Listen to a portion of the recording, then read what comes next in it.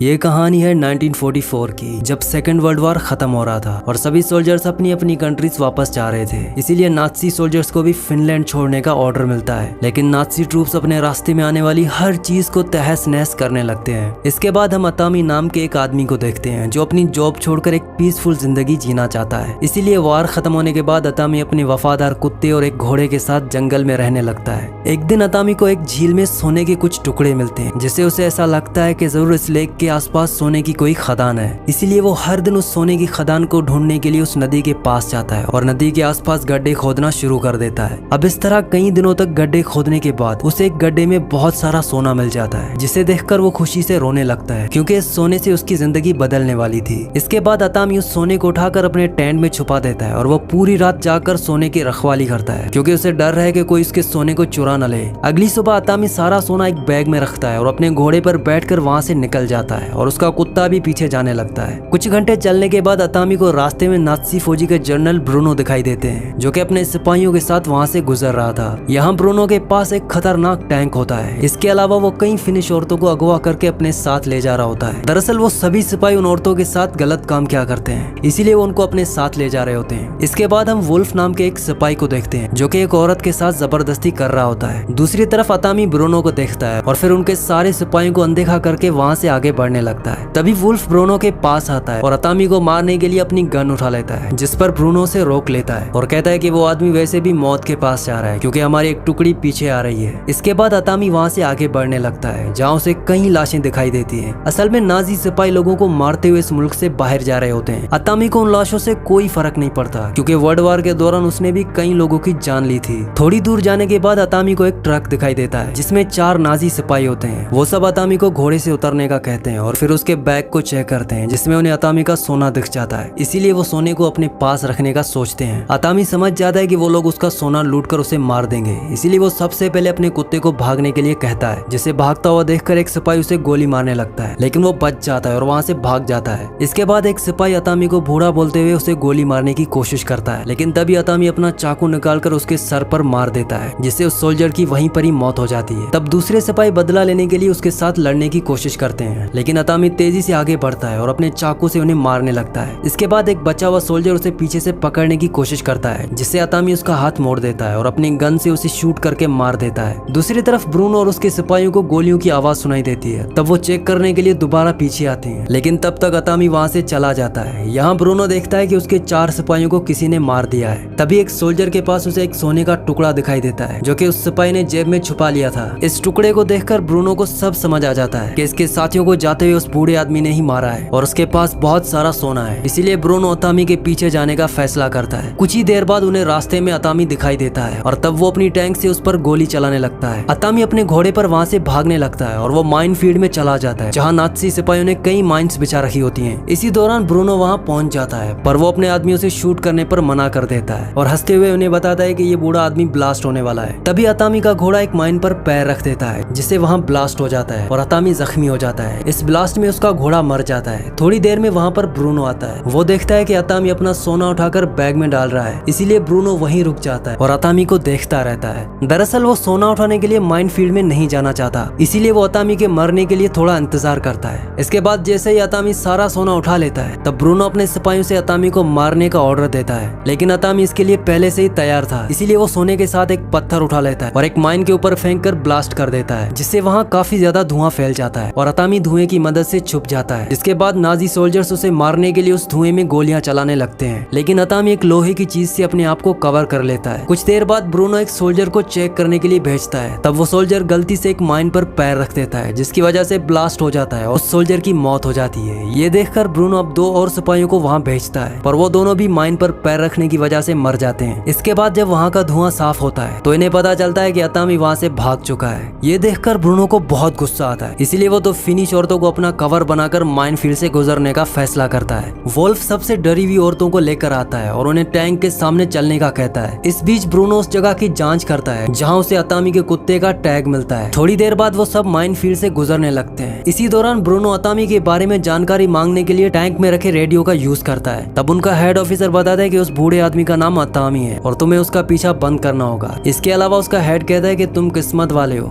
जो अतामी से मिलने के बाद भी तुम जिंदा हो, क्योंकि अतामी वर्ल्ड वार का सबसे खतरनाक कमांडो था और कोई भी उसके साथ दुश्मनी नहीं करना चाहता। साथ ही ब्रूनो को पता चलता है कि वार के दौरान रशिया के सिपाहियों ने अतामी की फैमिली को मार डाला था, जिसकी वजह से अतामी और भी ज्यादा खतरनाक सिपाही बन गया। उसने अपने ऑफिसर्स का ऑर्डर लेना भी बंद कर दिया था। तब से उसके ऑफिस ने उस पर कंट्रोल करना छोड़ दिया और उसे रशियन सिपाहियों का शिकार करने के लिए जंगल में भेज दिया। तब से लेकर आज तक वो 300 से ज्यादा रशियन लोगों को अकेले मार चुका है। इसके बाद वो लास्ट में कहता है कि सबको लगता है कि अतामी इमॉर्टल है, इसलिए तुम्हें उसका पीछा नहीं करना चाहिए। पर ब्रूनो को इस बात से थोड़ा सा भी डर नहीं लगता। इसके बाद वो अतामी की तलाश जारी रखता है। असल में नाजी सिपाहियों को जंग हारने की वजह से सजा मिलने वाली थी और ब्रूनो सोने की मदद से अपनी सजा खत्म करवाना चाहता था, इसीलिए वो किसी भी हालत में अतामी से वो सोना चुराना चाहता है। इसके बाद हम अतामी को देखते हैं जिसे रास्ते में एक जला हुआ ट्रक दिखता है। वो छुपने के लिए उस ट्रक के पीछे जाकर लेट जाता है और अपनी बॉडी में से लगी हुई गोलियों को चाकू से निकालता है और जख्म को मट्टी से ढक देता है। तभी वहाँ पर अतामी का कुत्ता भी आ जाता है। ये कुत्ता इसलिए दूर होता है क्योंकि अतामी ने उसे अपने आप से दूर भागने के लिए कहा था, इसीलिए वो अतामी के पास नहीं जाता बल्कि उसे दूर से ही देखता है। यहाँ उसकी हालत खराब होने की वजह से उसकी आंख लग जाती है और कुछ ही घंटों के बाद वहाँ पर नाजी सिपाही आ जाते हैं, जिनकी आवाज सुनकर वो जाग जाता है। तब अतामी देखता है कि नाजी सिपाही उसे ढूंढने के लिए कुत्तों का इस्तेमाल कर रहे हैं। तभी वो मौका देखकर नाजी सिपाहियों की ट्रक के नीचे जाकर छुप जाता है। इसके बाद वो उस ट्रक के फ्यूल टैंक को काटकर अपने ऊपर पेट्रोल गिराने लगता है ताकि नाजी सिपाहियों के कुत्तों को उनकी स्मेल ना आए। इसके बाद नाजी सिपाही अतामी को ढूंढने के लिए एक नया प्लान बनाने का सोचते हैं और वहीं रुक जाते हैं। अतामी वहाँ से भागने की कोशिश करता है लेकिन एक कुत्ता उसे देख लेता है और भौंकने लगता है, जिससे सिपाहियों को अतामी का पता चल जाता है और वो उस पर गोलियां चलाना शुरू कर देते हैं, जिसमें एक गोली अतामी के पैर में लग जाती है, पर फिर भी वो वहाँ से भाग जाता है। ये देखकर ब्रूनो अपने कुत्तों को उसके पीछे छोड़ देता है। अतामी उन कुत्तों को डराने के लिए अपने आप को जला लेता है और पास वाली एक नदी में कूद जाता है, जिसके बाद सभी सिपाही उस पर गोलियां चलाने लगते हैं, जिस पर ब्रूनो अपने सिपाहियों को रोकता है और अतामी के नदी से बाहर निकलने का इंतजार करता है। पर अतामी बहुत देर तक बाहर नहीं निकलता। कुछ देर बाद जैसे ही अतामी पानी से बाहर आता है तब सिपाही उस पर फौरन फायरिंग करने लगते हैं, जिससे अतामी वापस पानी के अंदर चला जाता है। लेकिन तभी उन्हें पानी से ब्लड निकलता हुआ दिखाई देता है, जिससे सबको लगता है कि अतामी मर गया है। इसीलिए 3 सिपाही सोना निकालने के लिए एक बोट से नदी के बीचों बीच जाते हैं। इनमें से एक सिपाही पानी के अंदर कूद जाता है। तब अतामी उसे पकड़ लेता है और अपने चाकू से उसे मार देता है, जिससे पानी के ऊपर काफी ब्लड आ जाता है। ये देखकर ब्रूनो अपने एक और सिपाही को पानी के अंदर भेजता है, लेकिन फिर से उसे पानी में ब्लड दिखाई देता है। ये सब देखकर तीसरा सिपाही बहुत डर जाता है, इसीलिए वो बोट लेकर वहाँ से दूर जाने लगता है, जिससे वोल्फ को बहुत गुस्सा आता है और वो उसे गोली चलाकर मार देता है। तभी अतामी पानी से बाहर आता है और गोलियों से बचने के लिए वो उस तीसरे सिपाही को अपने ऊपर लेकर अपने लिए एक ढाल बनाता है और वहाँ से भागने लगता है। यहाँ ब्रूनो देखता है कि अतामी का कुत्ता नदी के किनारे खड़ा होकर रो रहा है, क्योंकि वो अपने मालिक के पास जाने के लिए पानी को पार नहीं कर सकता।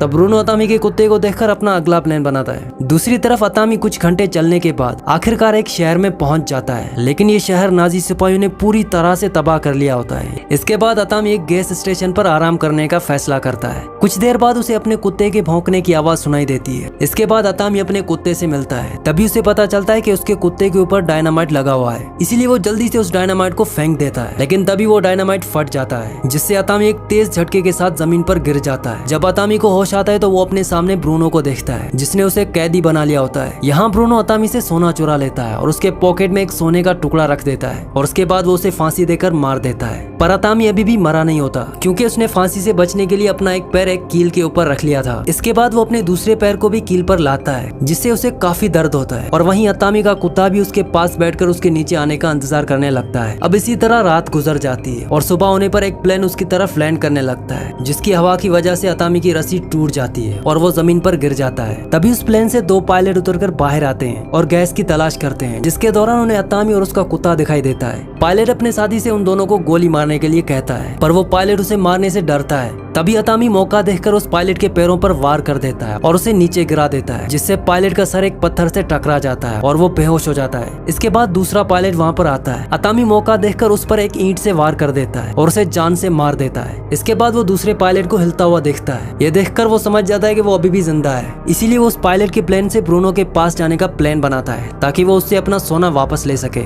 इसके बाद अतामी प्लेन में बैठकर ब्रूनो की तलाश में निकल जाता है। दूसरी तरफ नाज़ी सिपाहियों को अपने रास्ते में एक क्रैश प्लेन दिखाई देता है, जिसे चेक करने के लिए वुल्फ प्लेन के अंदर जाता है और देखता है कि प्लेन क्रैश में पायलट की मौत हो चुकी है। तभी वुल्फ नोटिस करता है कि उस पायलट के गले में वही रस्सी है जिससे उसने अतामी को फांसी दी थी। यहाँ वुल्फ समझ जाता है कि अतामी अभी भी जिंदा है और उन्हें मारने के लिए वापस आ गया है, और साथ ही ब्रूनो भी समझ जाता है कि अतामी बहुत ही खतरनाक है, इसीलिए वो अपने आदमियों को वहाँ से भागने का ऑर्डर देता है। इसके बाद हम दो सिपाहियों को देखते हैं जो फिनिश औरतों के साथ ट्रक में बैठे होते हैं। वो दोनों सिपाही अतामी के बारे में बात कर रहे होते हैं, जिनकी बातें सुनकर आइनो नाम की एक औरत उन पर हंसने लगती है और उन्हें बताती है कि अतामी को कई रशियन सोल्जर्स ने मारने की कोशिश की, लेकिन आज तक कोई भी उसे मार नहीं सका, क्योंकि अतामी किसी भी तरह बच जाता है और फिर अपने दुश्मनों को ढूंढकर मार डालता है। यहाँ आइनो समझ जाती है कि अब सभी नाज़ी सिपाही कॉर्पी के हाथों मारे जाएंगे, इसीलिए वो बहुत खुश होती है। तभी अचानक अतामी एक सिपाही को मारकर नीचे फेंक देता है, और जब दूसरा सिपाही ट्रक के बाहर देखता है तब अतामी उसे बाहर खींचकर फेंक देता है, जिससे वो सिपाही टैंक के नीचे आकर मर जाता है। यहाँ आइनो मरे हुए सिपाहियों के हथियार चुराने की कोशिश करती है, लेकिन उसी टाइम अतामी ट्रक के अंदर आ जाता है, जहाँ वो ट्रक में फिनिश औरतों को देखकर समझ जाता है कि नाज़ी सिपाहियों ने उन्हें कैद करके रखा है और वो सभी बेगुनाह है, इसीलिए वो आइनो को हथियार दे देता है। इसके बाद अतामी ट्रक के ऊपर चढ़ जाता है और ड्राइवर को मारकर उसे नीचे गिरा देता है, ताकि आइनो उस ट्रक को चलाकर उसकी मदद कर सके। फिर वो ट्रक को टैंक के करीब ले जाता है। तब अतामी उस टैंक पर कूदकर बाकी सिपाहियों को मारने चला जाता है, लेकिन टैंक में मौजूद लोगों को शक हो जाता है, इसीलिए सभी औरतें मरे हुए सिपाहियों की बॉडी का इस्तेमाल करती हैं ताकि नाज़ी सिपाहियों को सच्चाई का पता ना चले। इसके बाद आइनो अपने ट्रक को दूसरे ट्रक के पास ले जाती है, जहाँ सभी औरतें उस ट्रक में मौजूद सिपाहियों को शूट करके मार देती हैं। साथ ही आइनो ट्रक के ड्राइवर को भी गोली मार देती है, जिस वजह से ट्रक रास्ते के नीचे उतर जाता है। दूसरी तरफ अतामी टैंक के गेट को तोड़ने की कोशिश करता है, तब ब्रूनो टैंक को अचानक रोक देता है, जिससे अतामी टैंक के नीचे गिर जाता है। ये देखकर वुल्फ अतामी को मारने के लिए टैंक से बाहर आ जाता है, लेकिन अतामी जल्दी से टैंक पर वापस चढ़ जाता है और वुल्फ से लड़ने लगता है, जिस दौरान वो दोनों जमीन पर गिर जाते हैं। अब टैंक में सिर्फ ब्रूनो और एक सिपाही होता है, जो कि अपनी जान बचाकर वहाँ से भागने लगता है। यहाँ अतामी वुल्फ को बहुत बुरी तरह से मारता है, लेकिन इससे पहले कि वो उसे जान से मार पाता, तभी वहाँ पर बाइक से दो नाज़ी सिपाही आते हैं, पर वो दोनों अतामी को पहचान जाते हैं, इसीलिए वो उससे डरकर वहाँ से भाग जाते हैं। यहाँ अतामी वुल्फ को जिंदा छोड़ देता है और बाइक को लेकर टैंक का पीछा करने के लिए निकल जाता है, जिससे वुल्फ को लगता है कि अतामी ने उसे जिंदा छोड़ दिया है। पर तभी फिनिश औरतें वुल्फ से बदला लेने के लिए वहाँ पर आ जाती हैं। इसी बीच ब्रूनो एक पायलट से मिलता है और उसके प्लेन से भागने का सोचता है। तब पायलट उसे बताता है कि उसके प्लेन में सिर्फ एक ही आदमी के बैठने की जगह है, जिस पर ब्रूनो अपने साथी को गोली मार देता है और प्लेन में बैठकर वहाँ से भाग जाता है। लेकिन तभी वहाँ अतामी आ जाता है और प्लेन पर गोलियां चलाने लगता है। वो प्लेन टेक ऑफ होने लगता है, इसीलिए अतामी जल्दी से उस प्लेन के नीचे आ जाता है और पिक एक्स की मदद से प्लेन को पकड़ लेता है, जबकि ब्रूनो को लगता है कि उन्होंने अतामी को पीछे छोड़ दिया है। इसके बाद अतामी जल्दी से प्लेन का पहिया पकड़कर पिक एक्स से प्लेन के अंदर घुसने का रास्ता बनाता है और वो बॉम्ब रूम के अंदर आ जाता है। यहाँ ब्रूनो को प्लेन के अंदर से कुछ आवाजें सुनाई देती है, जिस पर पायलट कहता है कि ये प्लेन काफी पुराना है, जिस वजह से इसमें आवाजें आती हैं। लेकिन ब्रूनो को अभी भी शक होता है, इसीलिए वो चेक करने के लिए बॉम्ब रूम में जाता है। अब जैसे ही वो दरवाजा खोलता है तब अतामी उस पर कूद जाता है और उसे मारने लगता है, जिससे उन दोनों के बीच में फाइट होती है। यहाँ पर अतामी काफी ज्यादा जख्मी होता है, इस वजह से ब्रूनो उस पर हावी हो जाता है, लेकिन अतामी अभी भी हार नहीं मानता।